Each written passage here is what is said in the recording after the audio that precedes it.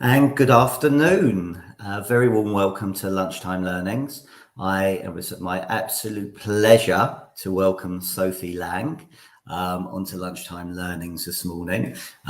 Sophie has an agency down in Cornwall and is the letting expert and Cornwall-based property professional that set up her own business 11 years ago, has gone from herself to 10 colleagues, and from to now manage over 500 properties, which I think is an absolutely incredible achievement. So congratulations to you. That is brilliant. So welcome. So I know I've just introduced you and given a few bits away, but tell us a little bit about yourself as well, anything that people may not know. Just before you start, there's two things I love what you said. Yes. So you're the local lettings expert and you're a property professional. I love that language because most people say they're estate agents or letting agents. Just out of interest, why did you and how did you come up with those words? So although I obviously I'm predominantly lettings, I have worked in a estate agency across the board. So I have, I've worked in sales offices. I deal with property in general. It's not just lettings based. Our job entails a lot more than that, even though it's lettings. So property covers a wide range of things, everything from commercial HMOs. I think when people see lettings, they do put you in a little box of you do just tenancy agreements, but the job's a lot more than that. So I see myself as a property professional, more rounded person, I hope. And that's great. But for me, I just love the language because I think we are all property professionals, whether we're dealing with people's biggest tax-free assets or whether we're helping landlords maximize their investments. Absolutely. Actually, we are property professionals. So tell us how you first started then. So I started many years ago. I was at university. I was actually going to be a solicitor. That was my big aim in life. I loved that vein. I like legislation. So I went to South Wales, and I studied for my law degree. Whilst I was doing that, I used to work part-time in a small independent letting agency, just part-time admin. So doing all the phones, viewings, little bits like that, but kind of on the side. Once I got my degree, I got accepted onto the legal practice course. So I took the next step to become a solicitor. That was my focus. But due to a family change, I had to come back to Cornwall for a little bit. And I basically deferred a year.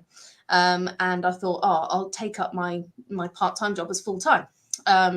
So I took up full-time as a negotiator, and I never looked back. I think that year I really enjoyed getting out there, seeing people, and I kind of realized how much was involved with the job that was kind of legal linked with tenancy agreements and contracts and the law. I mean, this was 16 years ago, so there wasn't as much law, but there still was. And I really enjoyed it. I enjoyed the people, and it meant I could stay in Cornwall. Because obviously one of the downsides to kind of the legal profession is there's not as many openings professions available, and you kind of generally have to leave the area. And I love Cornwall, so I started full time, and I ended up skipping my option to go back onto the legal practice course, and I stayed with my the little independent called Hunters for Homes, tiny little office tucked away in Falmouth, ticking along with residential lets. I really enjoyed it. I was there for a few years, and then we got purchased by a corporate. So our portfolio was purchased, and they kept us on. Or there was only 3 of us, but they kept us on, and we got absorbed into Miller Countrywide in Falmouth. So I saw a whole different side of agency, going from a little independent run by a couple who, just kind of been doing it for a few years. It was their pension pot, to corporate, which was a lot more target focused and on a much more larger scale.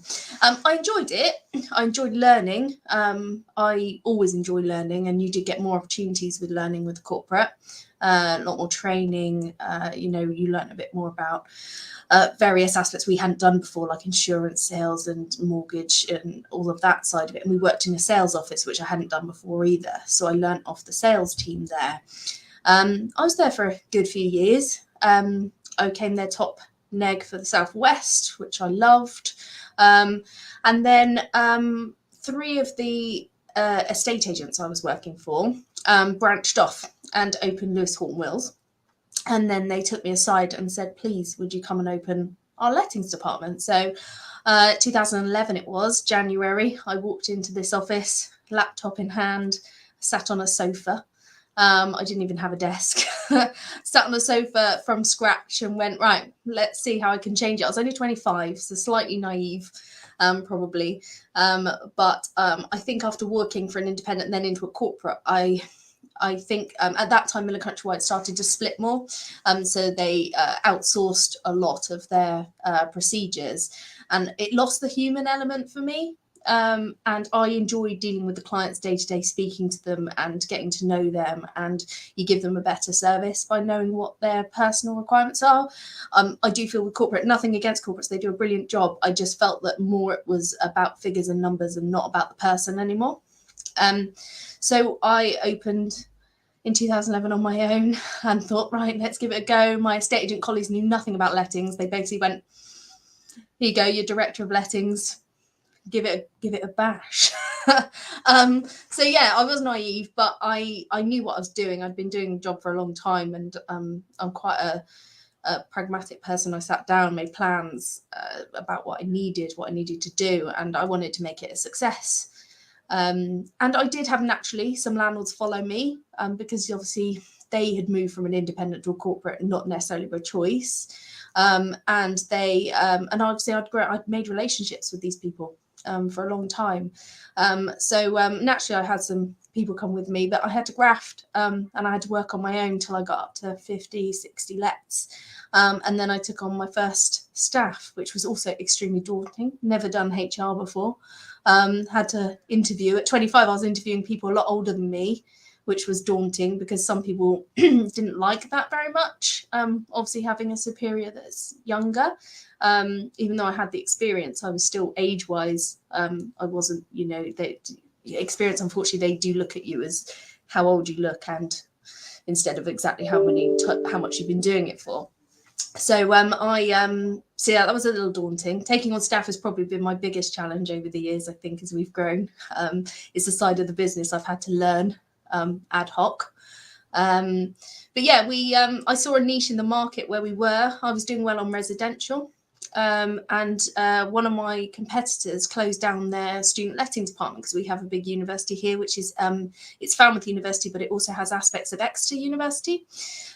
So it was growing and it got its university status. And yeah, one of my nearest rivals decided that the HMO world was a bit too complicated and they didn't really want to go into it. So I saw a bit of an opportunity and thought, right, let's do some courses, learn some things and see what I can do. And I took on my first student property in end of 2011. So I was only still in my first year.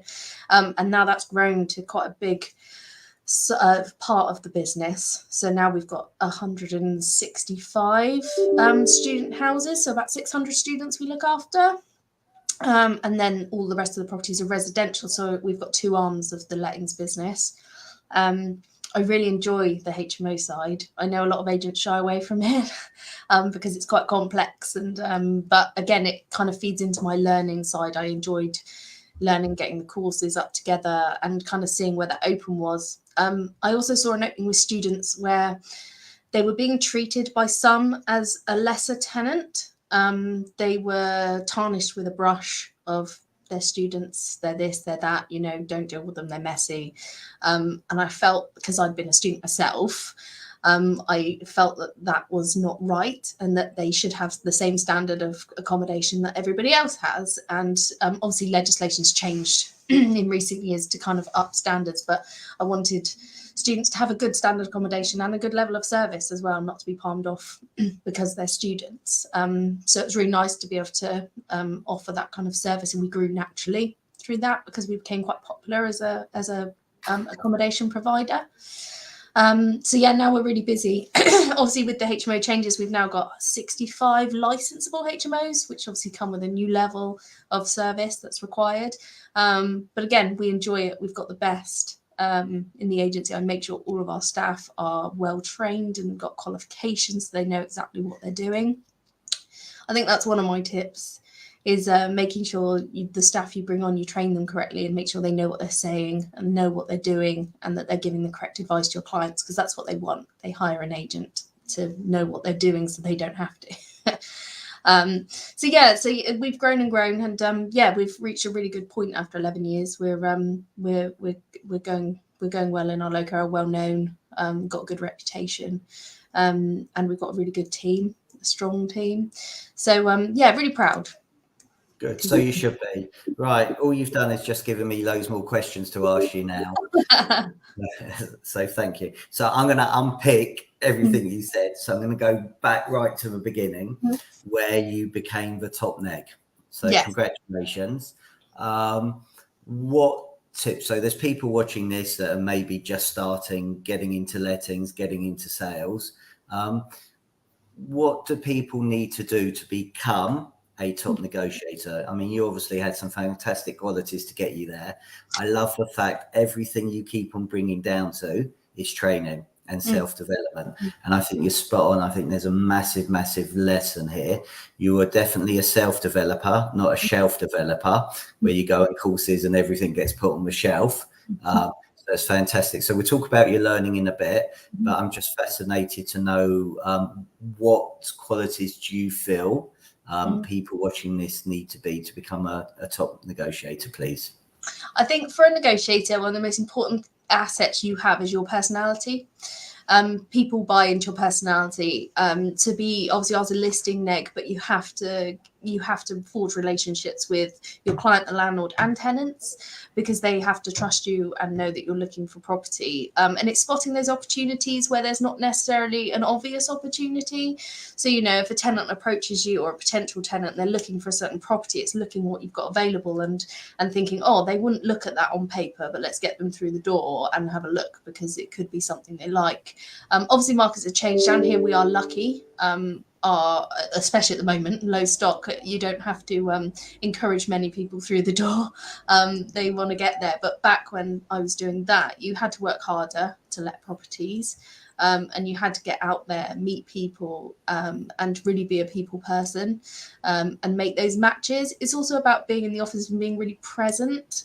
There's people that go and do their job and it's just a job. So they walk in the door, they sit, they answer the phone, they do that. But it's going above and beyond for people to actually pick up that phone, make the call. I do find a lot of people now rely on emails and kind of synthetic conversation, whilst actually talking to a person makes a really big difference. Find out about them a bit more, and you can then match them to property better. I do think it's really about making those relationships with people to make yourself stand out. Okay, why do you think it is people are reluctant now to pick up the phone and just utilize email? Because I agree with you 100%. You know, just by having conversations, actually seeing you, building that relationship, building that rapport, to me is so much better. Yeah, I think people, it's become easier to, you know, send an instant message than pick up the phone. I think the art of conversation is lessing. I think that, I mean, looking at younger people, obviously when I was younger, we didn't have Facebook, we didn't have social media, so I can't imagine living in that world where everything's quite digital. But we're finding it with our younger tenants now, our student tenants. They do prefer digital. They want their application form so they can fill it out on their phone, but they lose the art of conversation a little bit. And I feel you get more of someone from their conversation. You can misread an email or a text, you can misread the tone, you can misinterpret it. Whilst if you're talking face to face, it's very difficult to do that, because you've got body language and expression and tone that you don't get in an email.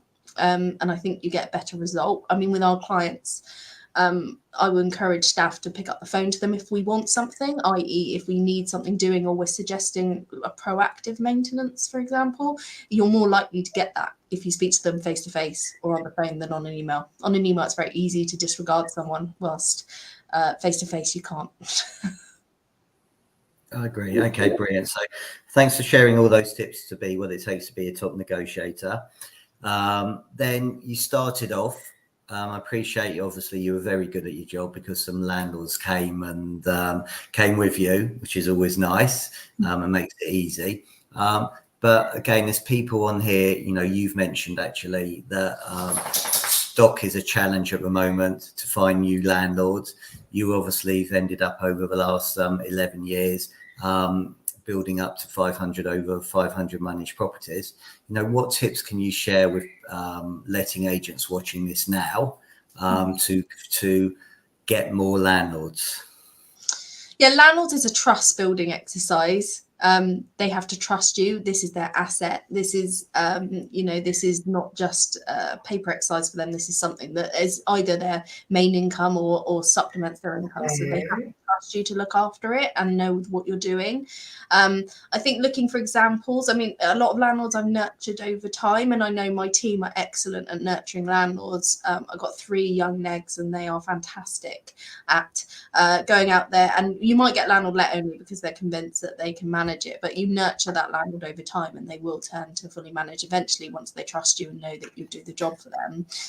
Getting through the door is your first challenge. If I can get any of my negs through the door, I know we're pretty much that instruction will become ours if it's a landlord in a position, but it's getting them through the door. So our team are, especially at the moment in a low stock kind of situation, you have to go outside the box. You've got to look for leads where you wouldn't normally look for them.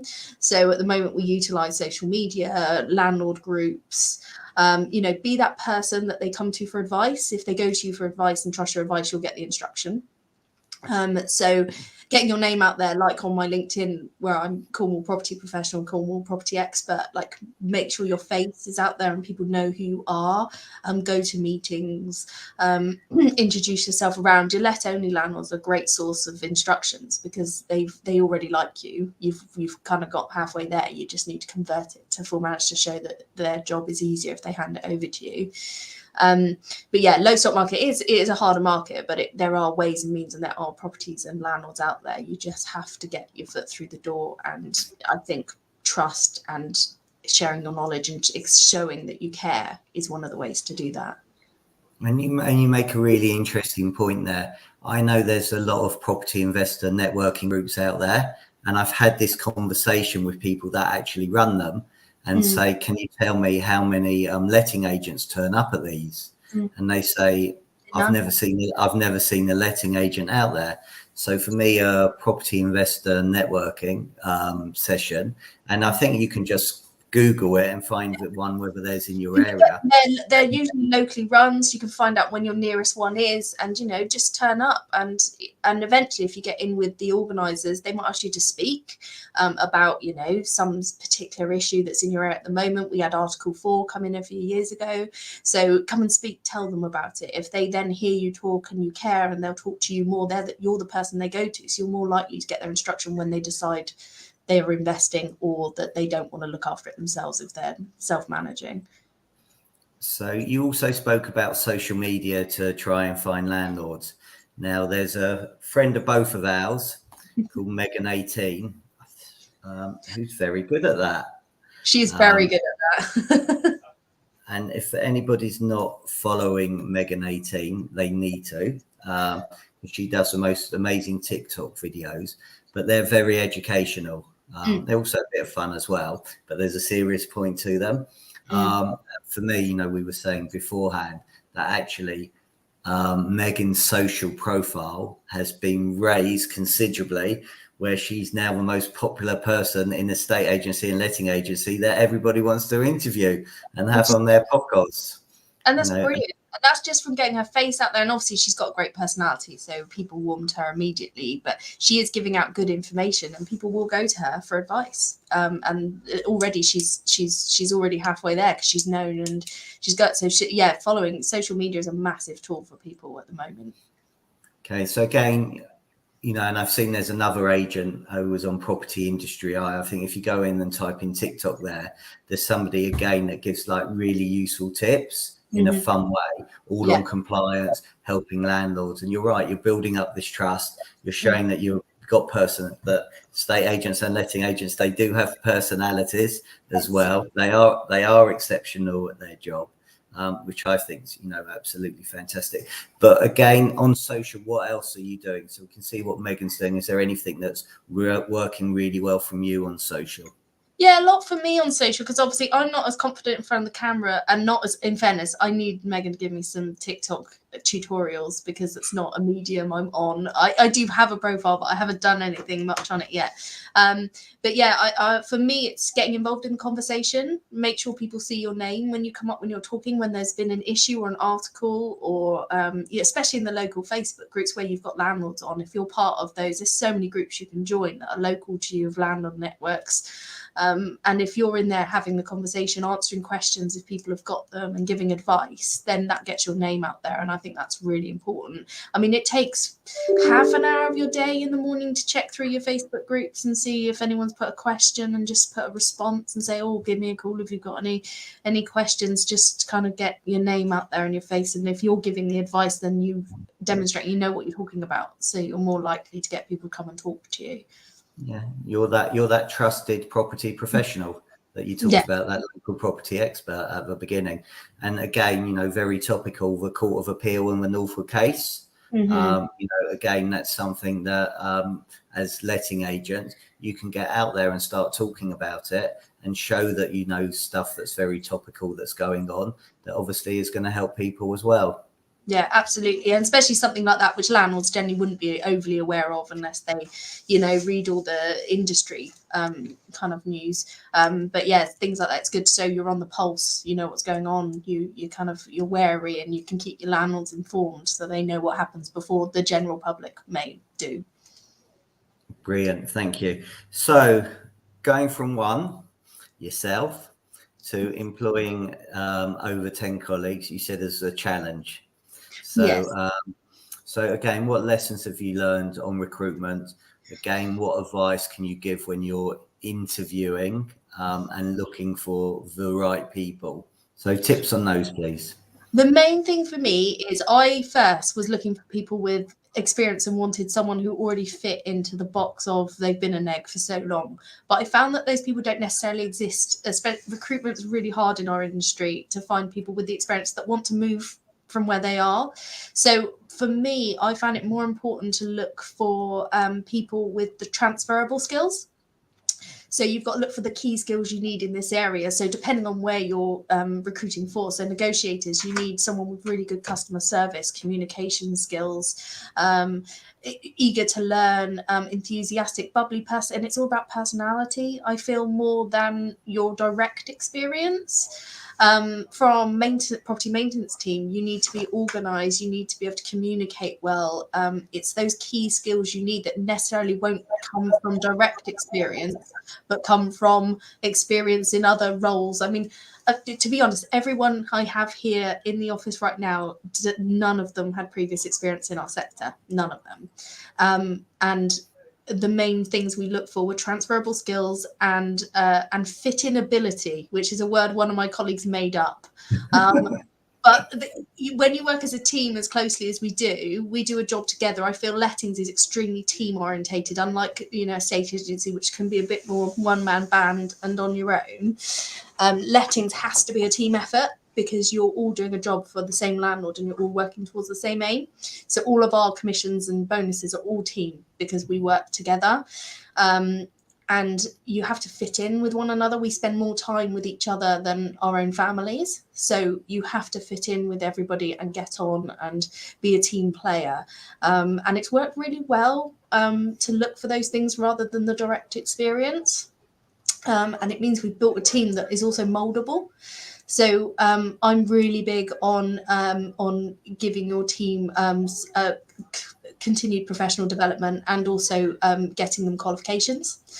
So my two managers, I have a compliance manager, just because we've got so many HMOs, it was really important to have someone who solely commits on compliance, and she's amazing. She will read legislation all day long. She's like me, we geek out over very boring pieces of paper, but it means we can then train our staff down and make it more manageable and more understandable. I've got 4 of my staff already have their level 3 level 3 certificate in residential and lettings and property management. I'm almost got my level 4. I've got a couple more exams to go, and then my 2 managers are currently undertaking their level 4. They've just started. So we do a structure where all the staff get, because I think it's really important, if they've got that knowledge, they've already got the skills, they just need the knowledge to be able to then implement it and obviously give our clients a good service. So we work really hard on CPD in our company, and giving them the tools to do their job.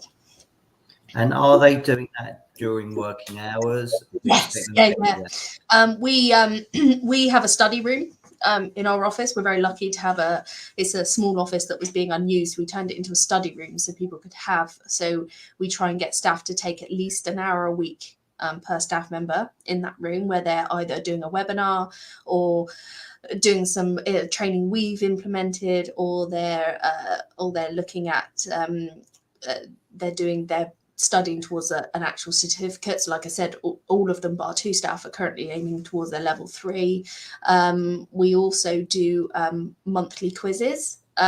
We try and keep it light because obviously lettings can be a bit heavy, especially with the legislation at the moment. And not everyone takes information by just reading a sheet of paper and taking in. Some people prefer more visual or, more entertaining ways of doing things. So Charlotte, our compliance manager, she sets up every month. We do a quiz at the end of the month. So there's an afternoon where our office closes for training. We go into our conference room and we have a quiz on. She set a topic every month. For example, it would be right to rent checks was our last one. So we then organise a quiz. She gives them all the material saying you'll be quizzed on this material, but we make it fun. She throws in a few general knowledge questions just to mix it up a bit. And there's prizes, and it's just they're learning, but not in that rigid way. And they take in the information a lot better. And it's good for a refresh for everybody. I do it. It's good for a refresh and everyone to know what's going on. And it also then opens up conversation, especially with like right to rent that can be a bit more grey in areas. We then open up conversation, we talk about it. And once people ask questions, they learn more because they're genuinely interested. We found that works really well with the team. So yeah, really, I enjoy it. Do you know what? I love that.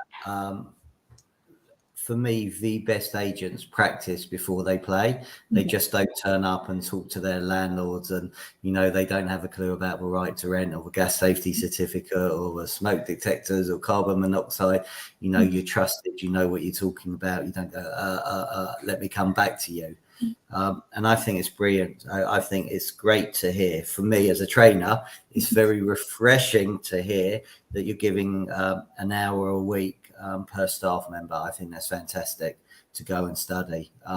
You would what I describe as a learn it all business rather than a know it all business, which is fantastic. And I wish there were more companies out there that are doing it, because that's going to make a massive difference. What always gets me is, what do most people think about letting agents and estate agents? No swearing, but but the truth is, we are, whether it's on sales, to be entrusted, well, sales and lettings, we're trusted to deal with people's biggest tax-free asset or to maximize their investment. And yet most people think estate agents are charlatans. But the amount of level of work that you have to put in for your level 3s, your level 4s, to make sure you're a specialist in HMOs, make sure you're the students lettings as well. I don't think people really understand what letting agents and sales agents do in particular. And if letting agents and estate agents can get that message out, then hopefully we won't be seen as charlatans. We'll be seen as trusted professionals, property professionals, local property experts in our field of expertise. So I think it's fantastic. I love the monthly quizzes as well, because that's going to sharpen everybody's skills on, and it's great. And the afternoon once a month for training, I think it's fantastic. So I can see why you are so successful.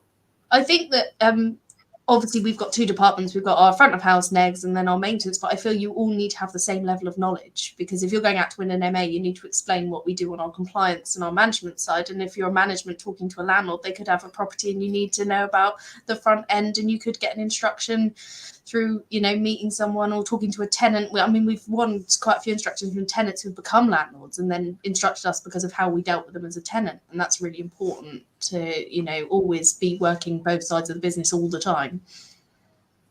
100%.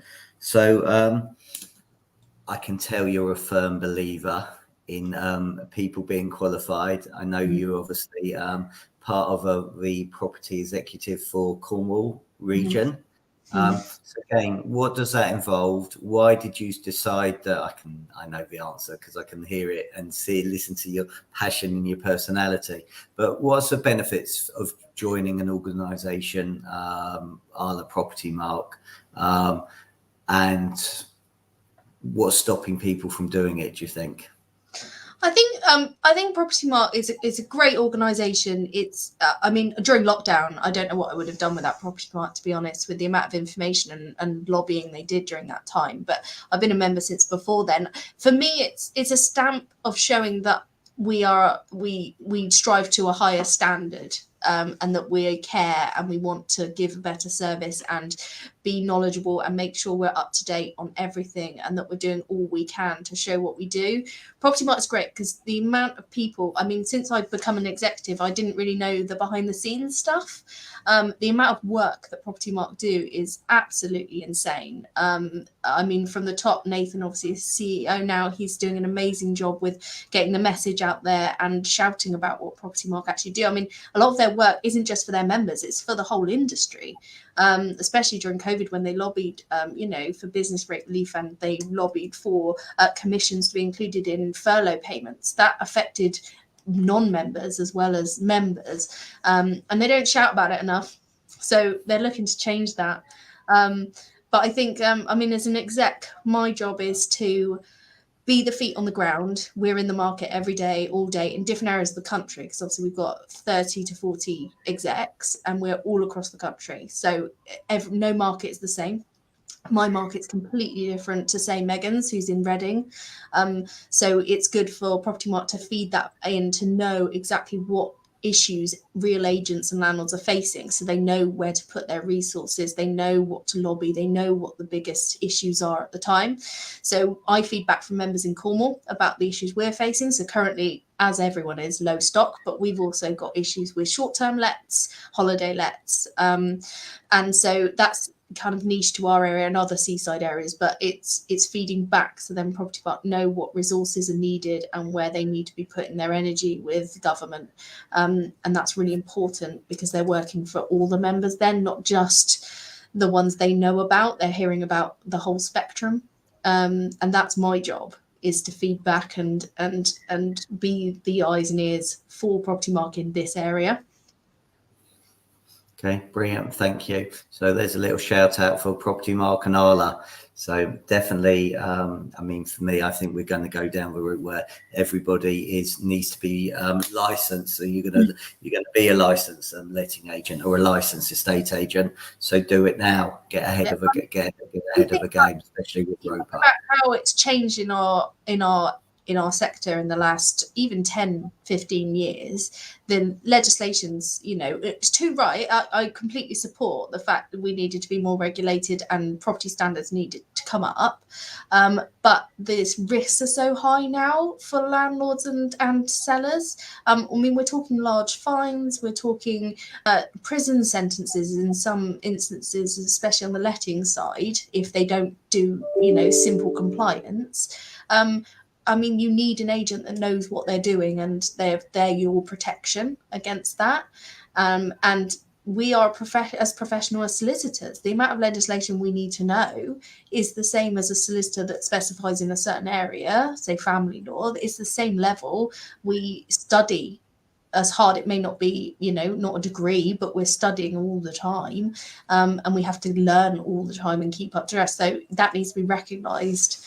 And the only way you can recognise that is by getting everyone to be, licensed and to have a qualification.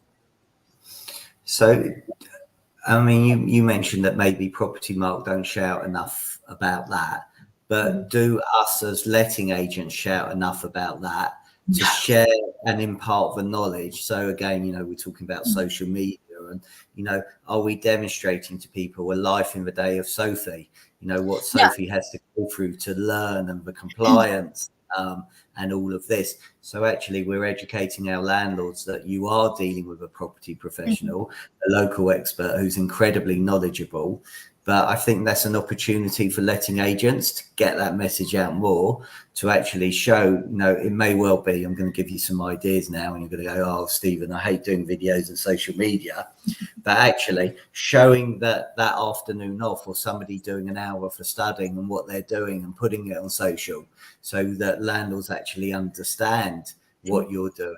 That you just don't put a property on a portal and it lets itself. Actually, there's so much for and one of the things I spoke about on the estate agent podcast on sales, that I've got a 54-point plan of what you do for the services in your investment. And again, anybody listening to this, get in contact with me and I'll happily share that with you. Lettings, that's double, it's well over 100 things that you actually do when you win the instruction. But how good do we actually demonstrate that to the landlords to say, we're doing 104 things. I've got to make sure you're compliant with your gas certificate, your Legionnaires, your deposit, registering your deposit, your EPC, your gas safety, etc., etc. So again, I think there's a massive opportunity for people listening or watching to demonstrate that to people. I agree, and it is changing. I think with social media now and more people jumping onto the TikTok and things, it is getting, the message is starting, but more needs to be done. Definitely, we need to be shouting more about what we do and how complicated it is, and and actually what we give back to everybody, because we're not, like you said, back in the 90s, you could sign a piece of paper and that'd be a tenancy agreement and hand over the keys and your job's done. It's nothing like that anymore. Okay, my dog's joining in now, so I'm just going to shut the door. So one of them's opened it. There you go. So you can tell it's live. So, he doesn't like the Hoover. That's what it is. So, final question for you then, and thank you for being an amazing guest and sharing so much. You talk a lot about self-development and learning. Again, are there any good courses out there, webinars, books you've read, podcasts that you listen to that you would recommend to anybody listening or watching, please?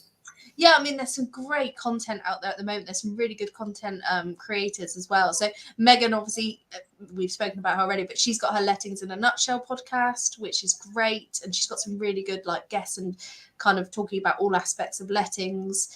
In Cornwall, we have the Cornwall Property Podcast, which is great. A bit that I've been listening to recently. Lot focus on sales, but really good information in there.